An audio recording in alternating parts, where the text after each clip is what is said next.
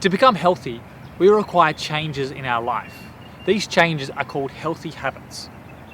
Now, I believe healthy habits are really powerful, not only because they have a positive effect on our body, it also has a positive effect on our life and the relationships in our lives. They are also really powerful because they not only just do one change in our life that becomes automatic, it also spawns and creates other little habits and changes in our life that lead to a life that is healthy, or that what we deem as healthy. This in turn brings happiness to our life, and that's what being healthy really leads to, is becoming healthy and happy.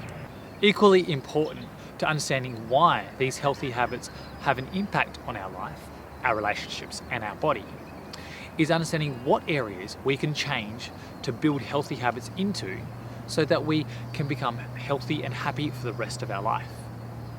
These 5 areas are as follows. Being active through any form of movement has a really awesome effect on our life, and particularly our body.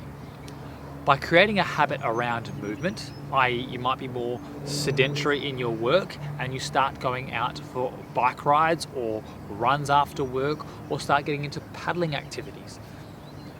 These type of activities will start building an effect on our life because we feel better. Our body feels energized. It doesn't feel so sore. It's able to move around without being stiff. This feeling is really powerful to motivate us to make another change in our life.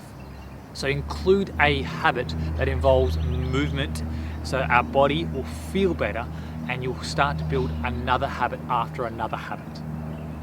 On par, or if not more important than movement, is connecting with others. We live in a world now where we have devices, we have ways to live that doesn't require other people. We can be self-sufficient on our own. That poses a problem though. It means that we only can be in our own headspace and our own emotional capacity. When we have to work in with others, it means we are opening ourselves and being vulnerable, and learning how to cooperate with others builds trust with others, with other people. This will then allow you to do a lot more in life and feel like you have a place to belong. So find ways to connect with other people, whether they're family, friends, or work colleagues, or find a club that you feel that you can belong, that's removed from all of these areas in our life, and we can connect with other people in a fun, positive manner. Much like movement, we feel better when we fuel ourselves much better. What we eat can really change how we feel through the day, how we sleep, how we manage our stress levels.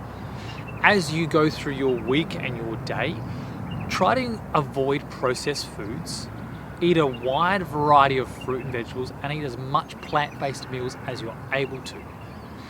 This small changes in this way will start feeling better in your body, and again that's going to ripple outwards. You might want to move more. You might feel better to share a meal with someone else and connect with them. That one habit of changing how we eat can really make a positive impact on other areas of our life, and in turn our health. Our body is the vehicle in which we live our lives. Through movement we feel better, and by putting in fuels that really get us moving and feel better, we feel much happier through the week. Equally important to eating and moving is thinking about what we do for ourselves. You may have a work that's very demanding and you put lots of long hours in, or you have kids that you chase around and you do lots of things for. That's wonderful.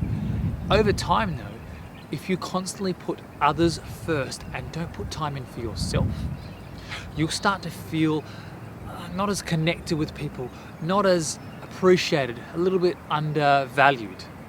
By doing activities for yourself that make you feel better, that you like, that you have a strong interest in, you're going to slowly fill your cup up, and as you fill your cup up, you can start sharing that out with others. I want you to think of the example that we hear all the time with airplanes. The mask drops down and they say, don't put it on the child next to you if you're a parent, or help out someone who's struggling. Start with yourself first so that you can then in turn help the next person. Think of activities for yourself as exactly that example. Find things for yourself so that you can share your energy and time for others. The fifth area I wanted to talk about is not necessarily an area, more along the lines of a way of living. Always look to find new things, new skills, new people. By finding something new in your life, you're going to find a creative spark that really gets our mind going and keeps it sharp for longer. Just like our body requires movement and fueling and connection with other people emotionally, our mind needs tasks to constantly challenge ourselves. And as you learn skills or discover a new activity or meet new people, you're probably going to form habits around connecting more with that, which will in turn lead to another habit and another habit. And that's the power of our healthy habits. With an understanding of why healthy habits are important in our lives, choose a couple of these areas to build some habits and start implementing a healthy life for you to live.